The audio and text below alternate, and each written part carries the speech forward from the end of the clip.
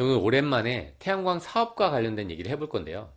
실제 500kg를 투자하신 분이 얼마나 버는지, 그리고 무료로 세무 상담할 수 있는 일정이 있어서 이 부분을 공유하도록 하겠습니다.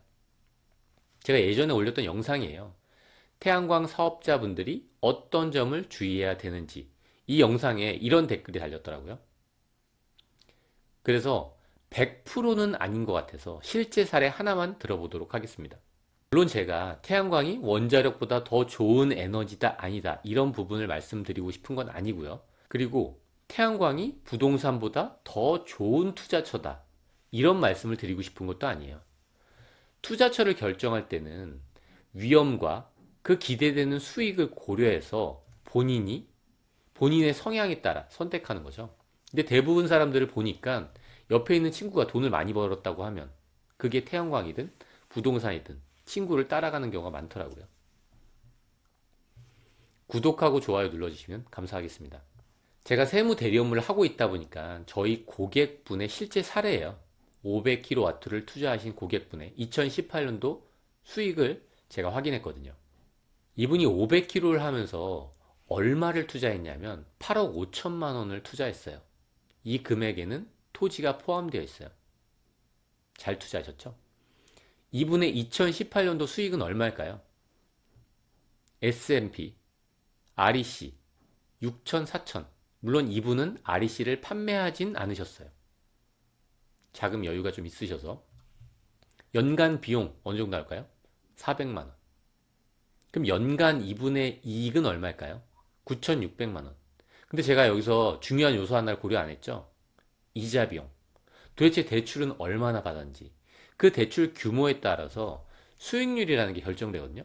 사례를 한번 보면요. 만약에 8억 5천 중에 80%인 6억 8천을 대출받았다면 수익률은 얼마일까요? 저는 1억 7천을 투자하게 되죠.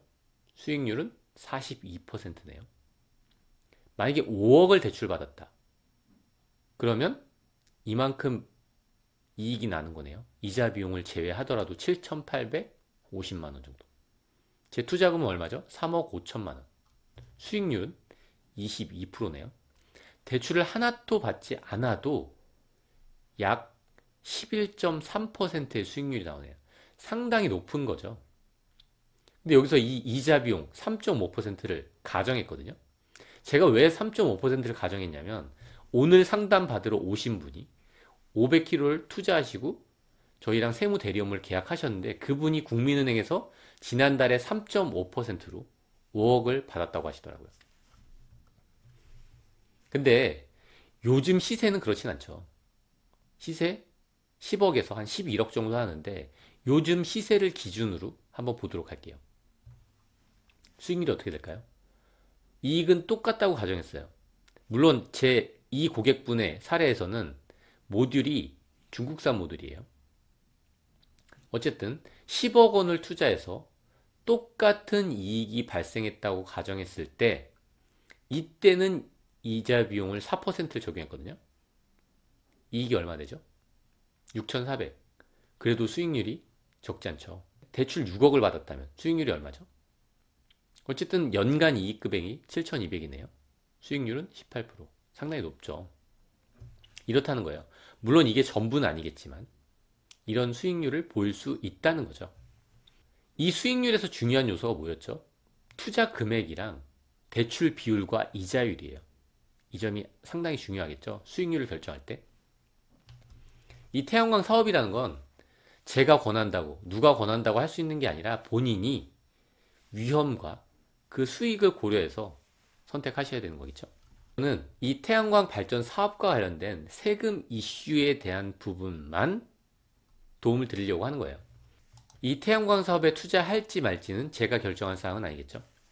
이렇게 태양광 발전 사업과 관련된 중요한 세금 이슈들은 어떤 게 있냐면 발전 사업자의 계약 주체를 누구로 할 것인지, 토지를 증여하고자 한다면 어떤 점을 주의해야 되는지, 그럼 토지는 공사 시점 이전에 증여하는 게 좋은지 아니면 발전 이후에 증여하는 게 좋은지, 그와 관련된 세무조사를 대비하는 어떤 방법이 있는지, 자금 출처 조사를 확보할 수 있는 좋은 방향은 어떤 게 있는지, 사용 전 검사와 세금 계산서는 어떤 기준에 의해서 발행하고 발급받아야 되는지, 그리고 발전 사업을 수행하면서 어떤 감가상각, 어떤 내용 요소를 적용해야 되는지, 나중에 발전 시설물을 거래할 때는 어떤 점을 주의해야 되는지, 이 발전 사업을 시작할 때는 법인으로 하는 게 좋은지 개인으로 하는 게 좋은지, 분양회사들은 토지를 취득하고 이걸 처분할 때 어떤 식으로 설계하는 게 좋은지,